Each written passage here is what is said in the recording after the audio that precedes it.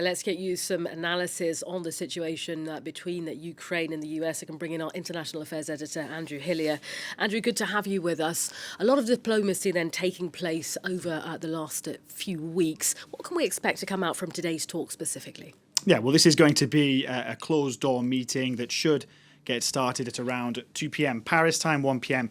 London time, between Ukraine's president and those E3 European powers that you mentioned earlier. And the key point here is that what we're likely to see behind closed doors is Ukraine's European allies planning their response to this US push for a peace plan. There should be a little bit of pushback, and they may even discuss, Rochelle, whether or not the Trump administration can really be brought back into the fold, or whether Europe is going to have to find some way of going it alone to support Ukraine as it defends itself against Russia. Now, later on, Zelensky will also head to Brussels for talks with NATO chief Mark Rutte. So a lot of diplomatic activity going on today. And of course, for the context, this is off the back of 3 days of talks in Florida between Ukraine's new chief negotiator, Rustem Umerov, and Trump's close aides, Steve Witkoff and Jared Kushner. And what's essentially been going on here for the last few weeks is that the US has really been piling pressure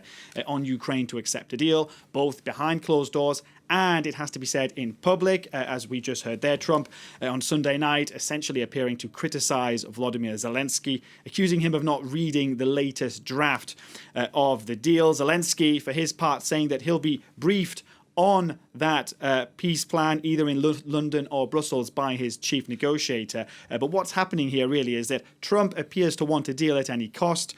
The Europeans are essentially saying, no, not at any cost, our security is at stake. And the Ukrainians are essentially saying, well, no, not at any cost, our survival is at stake. Survival at stake, indeed, Andy.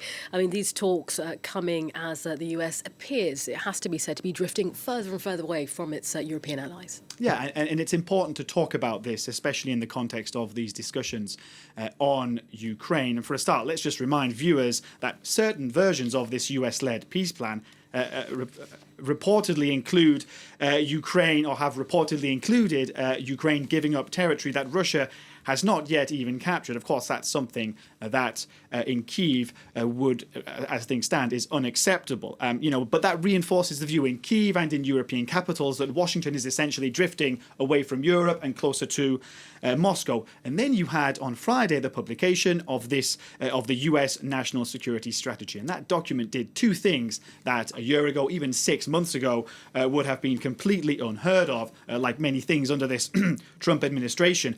Firstly, it did not cast Russia as a threat to the US, which again reflects European fears that Washington is drifting closer towards Moscow. And secondly, it essentially, in a way, formalized Washington's, or Donald Trump's, disdain for Europe's political elite, and also, in a way, endorsed US efforts to interfere with European politics on the continent. It even suggests that the US is to blame for blocking US efforts to end the war in Ukraine. Now, European leaders have yet to officially respond to that document. European officials have, in a way, been pushing back.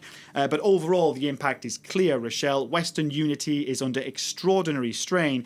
And when it comes to these talks, well, the implications for Europe are clear. And it's that finding common ground with Washington on Ukraine is harder than ever, if not outright impossible at this stage. Absolutely. Very difficult task, as you outlined there, Andy. We'll, of course, be monitoring what comes out of those meetings with European allies today. Andy, for now, though, thanks very much indeed.